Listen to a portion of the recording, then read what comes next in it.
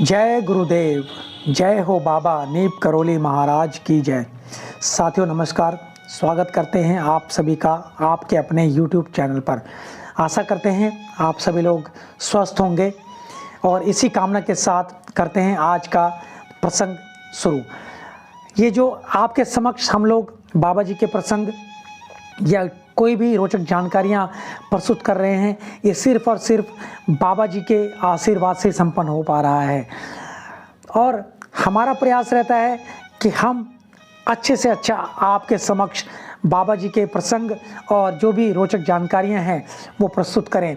तो आज की जो रोचक जानकारी है, जो आज का प्रसंग है, बहुत ही अच्छा प्रसंग है। आशा करते हैं आपको अवश्य ही पसंद आएगा। प्रसंग का शीर्षक है, जब तक बाबा जी गाड़ी में नहीं बैठे गाड़ी खड़ी रही। तो कभी कभी ऐसा भी होता था कि प्लेटफॉर्म पर गाड़ी चलने को तैयार होती थी, पर बाबा जी जब तक गाड़ी में नहीं चलते थे गाड़ी खड़ी रहती थी। ऐसा होता कैसे था, ये सोचना, ये समझना बहुत ही मुश्किल बात है, पर ये होता था। तो चलते हैं आज के प्रसंग में और बने रहिएगा हमारे साथ, लास्ट तक सुनिएगा, आपको आनंद आएगा।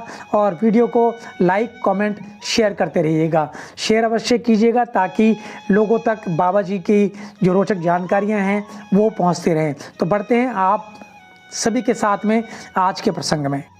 जब कभी बाबा जी इलाहाबाद से वृंदावन के लिए जाया करते थे, तब उनके साथ उनके बहुत सारे भक्तगण भी जाया करते थे। अक्सर होता क्या था, लोग जो भी भक्तगण हैं रिक्शे में बैठ जाते थे और बाबा जी के साथ ऐसा लगता था जैसे कि एक जुलूस जा रहा हो। कभी कभी उनके साथ 18-20 तक रिक्शे हो जाते थे। एक उसी दौरान जब बाबा जी इलाहाबाद से वृंदावन के लिए प्रस्थान कर रहे थे, तो एक भक्तगण जो कि लाइन में जा रहे थे, उन्होंने देखा कि आगे जिस रास्ते से हम लोग जा रहे हैं वो रास्ता बहुत लंबा है। उस रास्ते को तय करने तक ऐसा ना हो कि कहीं गाड़ी निकल जाए। तो उस भक्त ने प्रयास किया कि हम लोग रिक्शों को और जो बाबा जी का सवारी निकल रही है इनको छोटे रास्ते से चलेंगे। तो बाबा जी से उन्होंने बात करके पूछा, बाबा जी क्या हम इस रास्ते से चल सकते हैं? और सभी रिक्शों वालों को कहा कि आप लोग इस तरह को चलो। बाबा जी ने साफ मना कर दिया, बोला नहीं, हम इसी रास्ते से जाएंगे।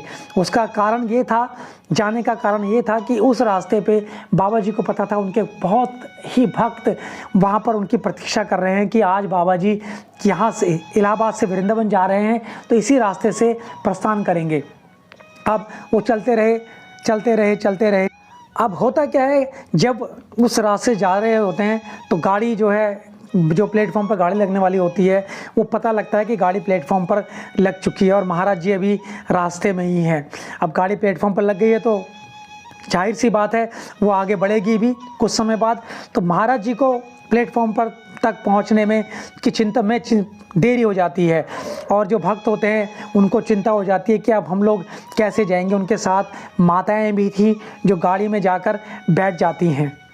जैसा कि हम आपको बता दें, उस गाड़ी में बाबा जी को उन माताओं के साथ जाना था वृंदावन के लिए। तो जो भक्त था उसको चिंता होने लगी। उसने सोचा कि अगर महाराज जी छूट गए तो फिर माताओं के साथ मुझे ही वृंदावन तक जाना होगा। माताएं अकेली कैसे जा सकती थी? माताओं को रास्ते में कोई ना कोई तो चाहिए ही।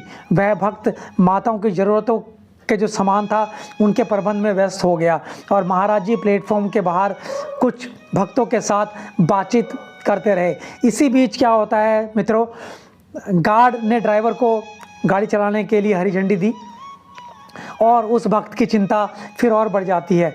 लगता है कि अब माताओं के साथ मुझे ही जाना पड़ेगा, ऐसा वो भक्त सोचने लगता है।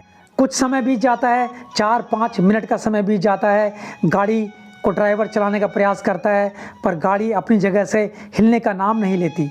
ऐसा होता क्यों है ये कहना तो संभव नहीं है हमारे लिए, पर गाड़ी चलने का नाम नहीं लेती। और धीरे धीरे महाराज जी जो भक्त हैं उनसे बात करते हुए टहलते टहलते जैसे ही प्लेटफॉर्म की तरफ आते हैं और प्लेटफॉर्म पर आकर वो महाराज जी जो हैं गाड़ी में ट्रेन में चलते हैं और चिल्लाकर बोलते हैं अपने भक्त को, गेट आउट, बाहर निकलो। भक्त जो है बाहर निकलता है। जैसे ही भक्त बाहर निकलता है महाराज जी गाड़ी की सीट पर बैठते हैं। तो होता क्या है, गाड़ी चल पड़ती है। तो इस तरह से महाराज जी के चमत्कारिक जो प्रसंग है ये वास्तव में बहुत ही चमत्कारिक प्रसंग थे। इस तरह के बहुत सारे प्रसंग आपके समक्ष हम लोग लाते रहे हैं, लाते रहेंगे इस बाबा जी की कृपा से, बाबा नीम करौली महाराज जी की कृपा से। और आशा करेंगे कि आपको हमारे द्वारा प्रस्तुत किए गए प्रसंग अत्यंत ही पसंद आ रहे हैं और आप इन्हें लाइक कमेंट शेयर भी कर रहे हैं हमारा उत्साह बढ़ाने के लिए। आपका लाइक कमेंट शेयर करेंगे तो हमारा उत्साह बढ़ेगा। बाबा जी का आशीर्वाद तो हमारे ऊपर है ही, साथ साथ आपके ऊपर भी बाबा जी की कृपा बरसनी शुरू हो जाएगी। तो बने रहिएगा हमारे साथ हमारी अगली प्रसंग के लिए। तब तक के लिए हमें आज्ञा दीजिए। धन्यवाद, धन्यवाद, धन्यवाद।